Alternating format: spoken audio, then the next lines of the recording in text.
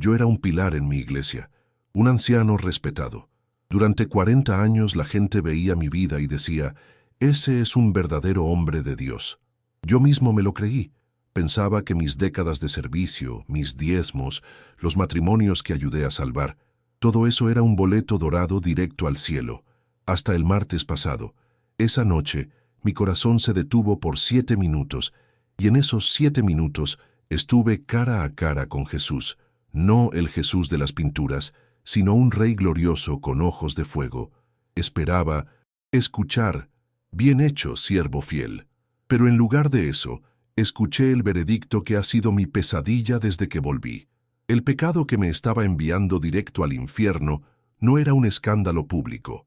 Era un veneno silencioso que veo a millones de buenos cristianos beber cada día, pensando que es inofensivo.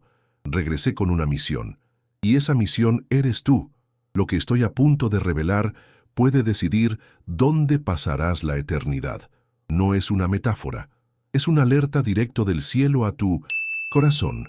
Pero antes de continuar necesito saber hasta dónde está llegando este mensaje. Escribe ahora mismo en los comentarios desde qué ciudad estás escuchando.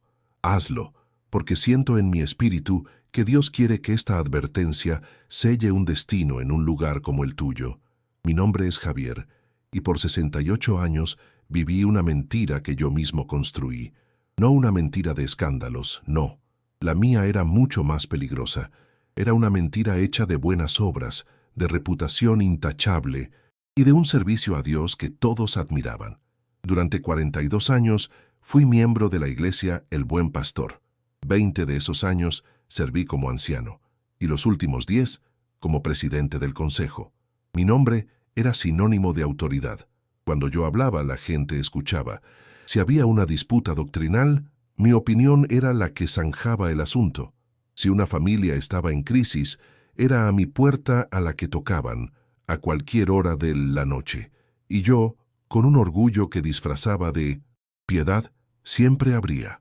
Junto a mi esposa, Elena, teníamos un ministerio de consejería matrimonial.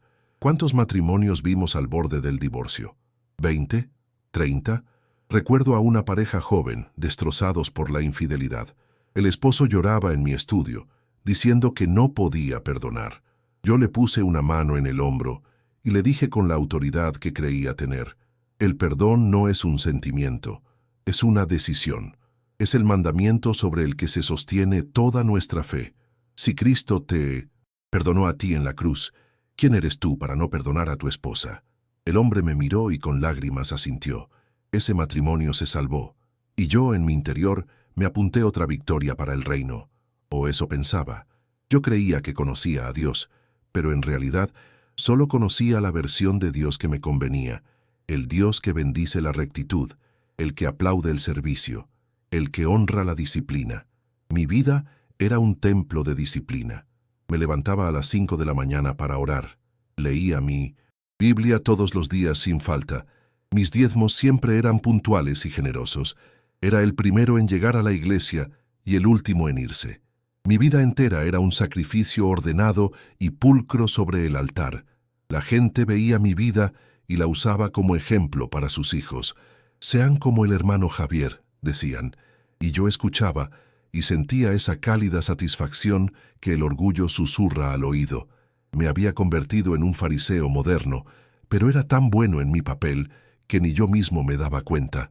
Pensaba que mi celo por la casa de Dios era puro, que mi odio por el pecado era santo.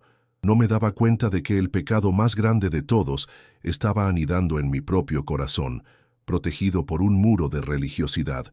Construí mi casa sobre la roca de mi reputación, sin saber que debajo de ella había una grieta, una sola grieta profunda y oscura que estaba a punto de tragármelo todo. Recuerdo el último día. Fue un martes, un día perfectamente normal. Me levanté, oré, leí el libro de Mateo. Irónicamente leí el capítulo 6, donde Jesús nos enseña a orar. Perdona nuestras deudas como también nosotros perdonamos a nuestros deudores. Leí esas palabras, cerré mi Biblia y no sentí absolutamente nada. Para mí, eran solo tinta sobre papel, un versículo para enseñar, no para vivir. Esa tarde hablé por teléfono con un miembro de la iglesia que estaba luchando. Le di ánimo, oré por él. Por la noche cené con Elena, vimos las noticias y me fui a la cama alrededor de las 10. Me sentía en paz. El día había sido productivo. Había servido a Dios, mi conciencia estaba limpia. Le di un beso a mi esposa y apagué la luz, sin la menor sospecha de que en unas pocas horas sería pesado en la balanza de la eternidad y hallado falto.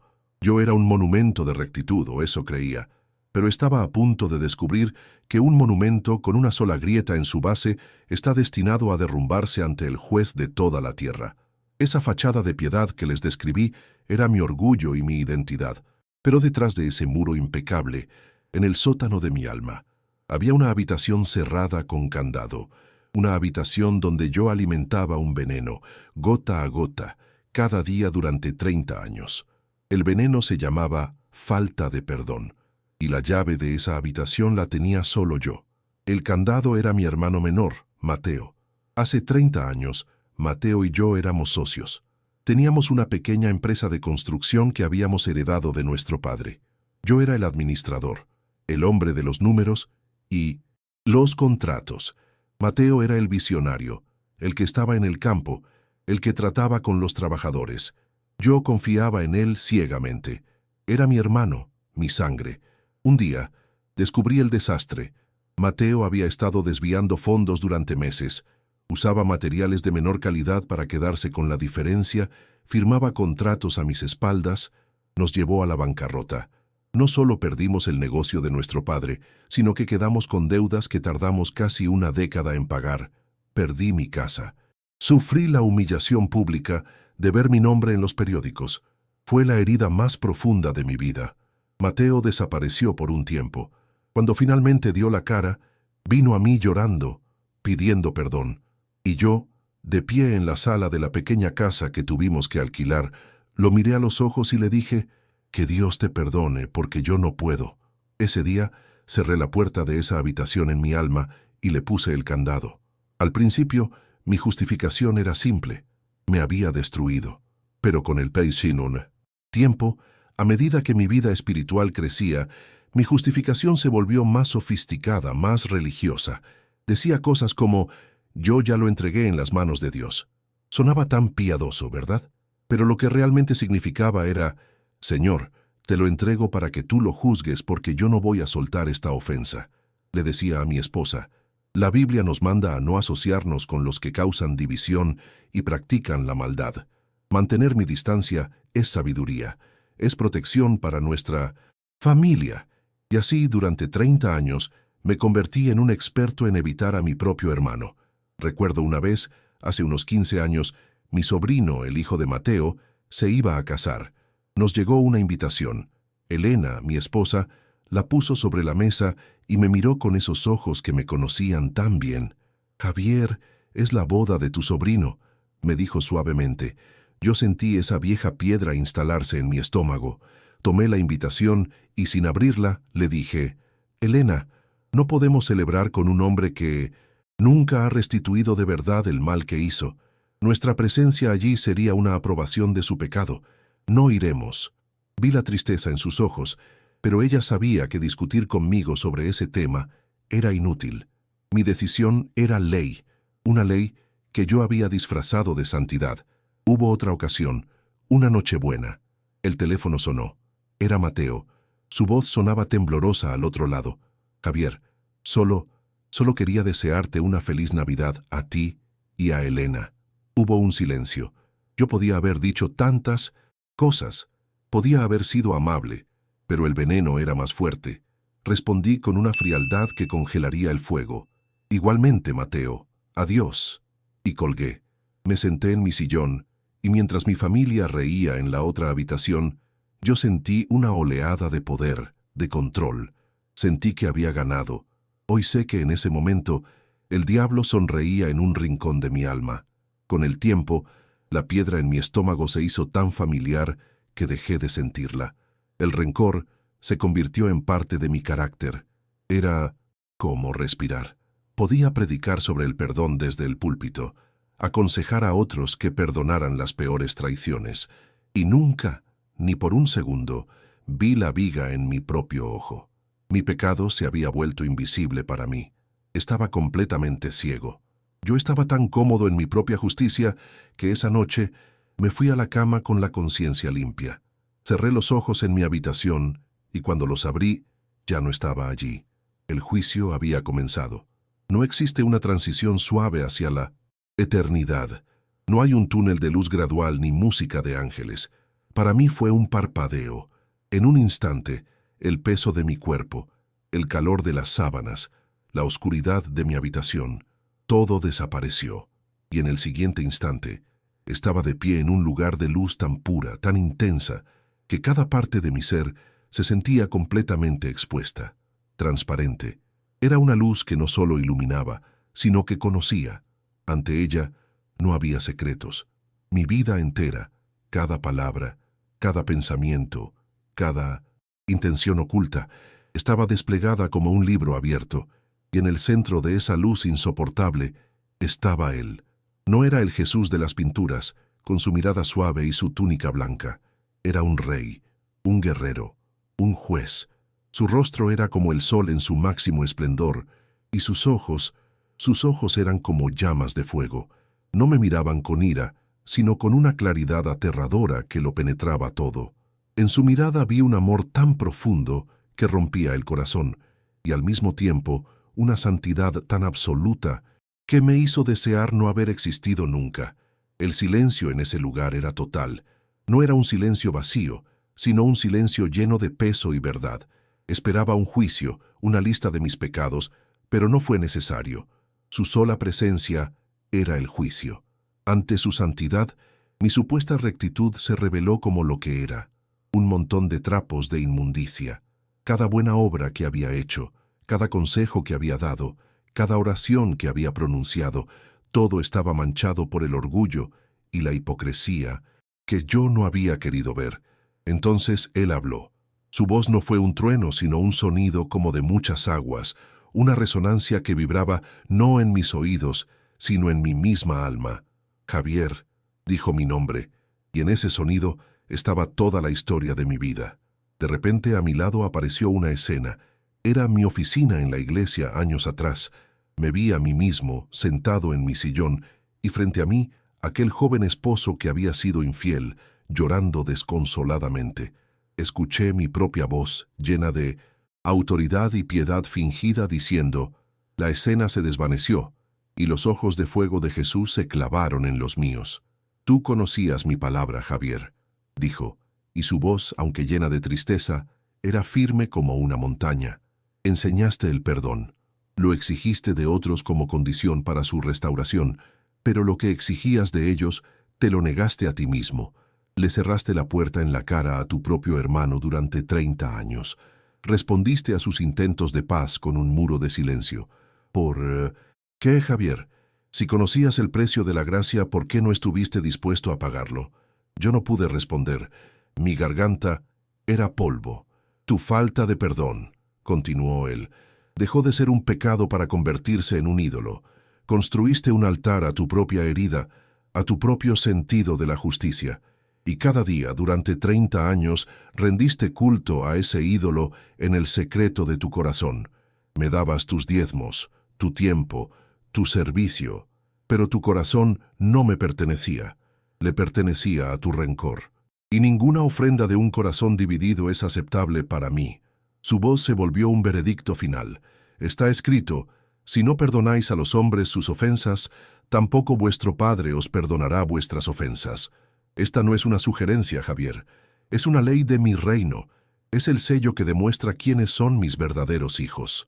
Entonces, la luz a mi alrededor pareció expandirse, y vi lo que me rompió por completo. Vi una multitud incontable de almas, hombres y mujeres que, en la tierra, habían sido como yo. Llevaban Biblias en sus manos, algunos vestían ropas de pastores, otros tenían las manos levantadas en señal de adoración, y uno por uno llegaban ante un portal de luz, y eran rechazados. Gritaban, protestaban, «Señor, Señor, no profetizamos en tu nombre, no sanamos enfermos, no dimos a los pobres». Y una voz respondía, «Apartaos de mí, hacedores de maldad, nunca os conocí». Vi a una mujer que había liderado la alabanza por 50 años ser rechazada porque nunca perdonó a su hermana. Vi a un misionero que había pasado 30 años en África ser rechazado porque odiaba al pastor que lo había traicionado. Vi a millones de buenos cristianos siendo arrastrados a una oscuridad gris y sin esperanza, y entendí con un horror que me heló el alma.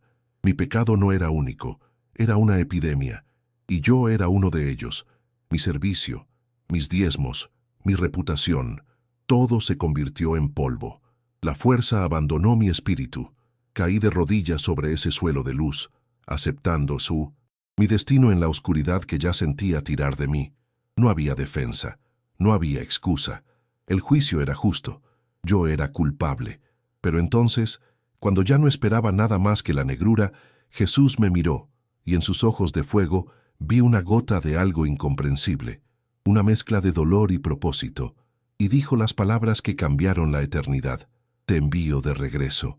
Las palabras de Jesús, te envío de regreso, no fueron un alivio suave, fueron una orden que me arrancó de la eternidad con la fuerza de un huracán. Antes de que pudiera procesar lo que significaban, sentí un tirón violento, como si mi alma estuviera siendo forzada a entrar de vuelta en un traje pesado, frío y apretado. La luz infinita fue reemplazada por una oscuridad cegadora, y entonces un dolor explosivo en mi pecho. Abrí los ojos con una bocanada de aire que quemó mis pulmones. El mundo real regresó de golpe, caótico y brutal. Veía rostros desconocidos sobre mí, gritando órdenes. Sentía un dolor agudo en el pecho, como si un rayo me hubiera partido en dos. Escuchaba el llanto histérico de mi esposa Elena en un rincón. Estaba de vuelta en mi cuerpo, pero mi espíritu todavía temblaba por el peso de la gloria y el terror que acababa de presenciar. La misión que Jesús me había dado ardía en mi mente con más fuerza que el dolor físico. No eran solo palabras, eran un fuego en mis huesos. Me llevaron de urgencia al hospital. Luces, pasillos, batas blancas, todo se movía a mi alrededor, como en un sueño borroso. Pero mi mente estaba clara, fija en un solo punto, en un solo nombre. Mientras una enfermera me ponía una vía intravenosa, busqué la mano de Elena. Ella se acercó, con el rostro pálido y los ojos hinchados de tanto llorar. Javier, mi amor, los médicos dicen que fue un milagro, empezó a decir. La interrumpí. Mi voz era apenas un susurro ronco. Elena, el teléfono. Necesito el teléfono. ¿Para qué, Javier? Descansa, por favor, suplicó. Mateo, dije, y la urgencia en mi voz la hizo detenerse. Necesito hablar con Mateo. Ahora. Por favor, Elena, es más importante que mi propia vida. Ella me miró, confundida. No había pronunciado el nombre de mi hermano en nuestra casa en décadas, pero vio algo en mis ojos, algo que nunca antes había estado allí. Vio el miedo de Dios. Sin decir una palabra más, sacó su celular y buscó el número. Marcó, y su mano temblaba tanto que casi se le cae el teléfono. Me lo acercó al oído. Escuché el tono de llamada 1, 2, 3 veces. Pensé que no contestaría. Entonces una voz cautelosa y envejecida dijo, «¿Hola?» Era él. Era Mateo. 30 años de silencio se agolparon en mi garganta. ¿Qué le dices al hermano cuya vida has borrado de la tuya? Las palabras que había ensayado en mi mente por décadas eran de juicio, de acusación, pero ya no eran mis palabras. «¿Mateo?» logré decir. Hubo un largo silencio. Podía sentir su shock al otro lado de la línea. «¿Javier? ¿Eres tú?» Y en ese momento, el dique de mi orgullo de 68 años se rompió. Las lágrimas que no había derramado en 30 años brotaron como un río.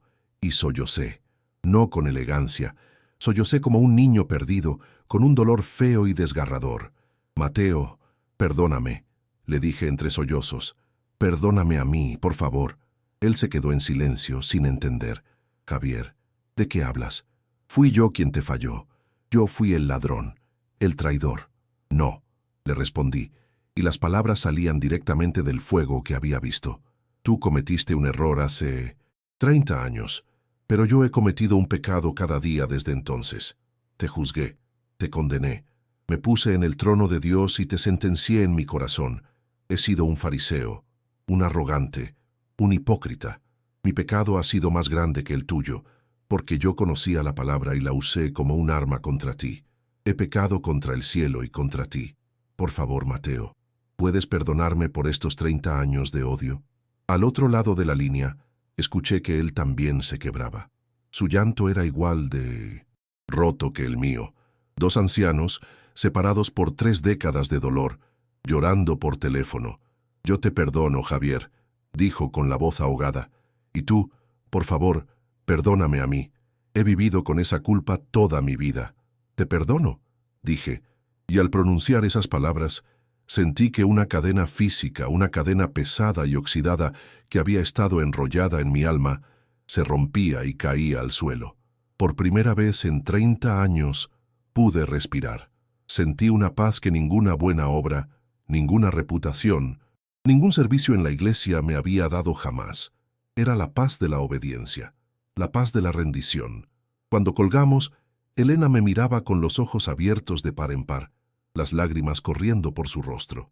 Ella entendió que el hombre que había vuelto a ese cuerpo no era el mismo que se había ido a dormir la noche anterior. Reconciliarme con mi hermano fue el primer paso, la primera fruta de mi segunda oportunidad. Pero mientras yacía en esa cama de hospital, con la paz inundando mi alma, una nueva ola de terror comenzó a crecer en mí. La tarea más aterradora todavía estaba por venir: confesar ante la iglesia que me veía como un gigante espiritual, que su líder era un hipócrita que casi fue condenado. Salí del hospital una semana después, pero no regresé a mi vida anterior. El Javier, que era un pilar de la iglesia, había muerto en esa cama. El hombre que volvió era un mensajero quebrantado, con una sola historia que contar. El siguiente domingo fui a la iglesia. No me senté en mi asiento. Mi lugar de honor en la primera fila, reservado para los ancianos. Me senté en la última silla, en la parte de atrás, como un visitante. Cuando llegó el momento de los anuncios, me puse de pie y caminé hacia el frente. El pastor, sorprendido, me ofreció el micrófono. La iglesia entera me miraba, esperando quizás un testimonio de sanidad milagrosa. Y lo fue, pero no de la manera que ellos esperaban. Mi voz temblaba. Hermanos, comencé. Durante 20 años me han honrado como un anciano en esta casa, pero hoy no les hablo como un anciano, sino como un pecador que ha sido arrancado de las puertas del infierno. Les conté todo: la fachada de rectitud, los 30 años de odio secreto hacia mi hermano, la experiencia de mi muerte y el veredicto de Jesús. Les confesé cómo mi orgullo y mi falta de perdón habían anulado cada sermón, cada consejo, cada oración. Les dije que el hombre que ellos admiraban era un hipócrita cuyo corazón estaba a un latido de la condenación eterna. Luego, hice lo que tenía que hacer. No puedo seguir siendo su anciano, dije, con lágrimas corriendo por mi rostro, porque he sido un mal ejemplo de lo que significa ser un hijo de Dios. Necesito aprender a ser un hermano antes de poder aspirar a ser un padre en la fe. Les pido a ustedes, mi iglesia, que me perdonen por haberlos guiado con un corazón impuro. El silencio en el santuario fue absoluto, pesado, como el silencio que experimenté ante el trono de Dios. Ese día, mi testimonio partió la iglesia en dos. Algunos, como era de esperar, dijeron que había perdido la razón por la falta de oxígeno al cerebro. Me llamaron blasfemo, un viejo senil. Familias enteras se fueron, diciendo que yo había deshonrado el Evangelio, pero otros se quedaron, y después del servicio, uno por uno, se me acercaron. Un hombre de negocios que no le hablaba a su antiguo socio, una madre que odiaba a su nuera, una joven que albergaba amargura contra su padre. Vinieron a mí, llorando, confesando el veneno que llevaban dentro. Mi casa dejó de ser el despacho de un juez y se convirtió en el hospital de un sobreviviente, donde almas heridas venían a buscar la única medicina que yo podía ofrecer, la verdad que me había salvado. Mi vida ahora es irreconocible. Ya no busco la admiración de los hombres. Mi única ambición es mantener mi corazón limpio ante Dios. Hace 2 semanas, Mateo y yo fuimos a pescar, por primera vez en 40 años. No hablamos mucho, solo nos sentamos juntos, 2 viejos, con las cicatrices de una guerra innecesaria, disfrutando del silencio. En ese silencio Había más sanidad y más de Dios que en todos mis años de servicio religioso. Ahora estoy aquí, contándote esto a ti, por una razón, porque el reloj está corriendo. La advertencia que recibí no era solo para mí, es para ti. Te pregunto directamente, a ti que me escuchas, ¿hay un nombre que arde en tu mente mientras hablo? ¿Una cara que evitas en tu memoria? ¿Una herida que visitas en secreto cada noche, manteniéndola fresca para no olvidar el dolor? ¿Un Mateo en tu historia? Creemos que tenemos tiempo. Yo creía que tenía años por delante para arreglar las cosas. Tuve 7 minutos. Puede que tú no tengas ni 7 segundos. La próxima vez que tu corazón se detenga, puede ser la definitiva. Y en ese momento, cuando estés ante el juez de toda la tierra, tu servicio en la iglesia, tus diezmos, tu conocimiento bíblico, todo eso será irrelevante si llevas la piedra del rencor en tu alma. Esa piedra es un ancla y te arrastrará a un lugar donde la misericordia ya no puede alcanzarte. Por favor, escúchame, no como a un predicador, sino como a un hombre con las marcas de las quemaduras del juicio en su alma. Toma tu teléfono, ahora mismo, envía ese mensaje, haz esa llamada. No comiences diciendo te perdono, porque eso todavía viene del orgullo. Comienza como yo tuve que hacerlo. Perdóname. Pide perdón por tu orgullo, por tu amargura. Destruye el ídolo de tu propia justicia antes de que él te destruya a ti. Si esta historia ha abierto tus ojos, ayuda a despertar a otros. Deja un me gusta para que esta advertencia llegue a más almas y compártela con alguien a quien amas. Suscríbete para recibir más testimonios que pueden cambiar una eternidad. Pero lo más importante no es lo que haces con este video, es lo que haces con tu corazón. El tiempo se acaba. Examina tu corazón. La hora es ahora.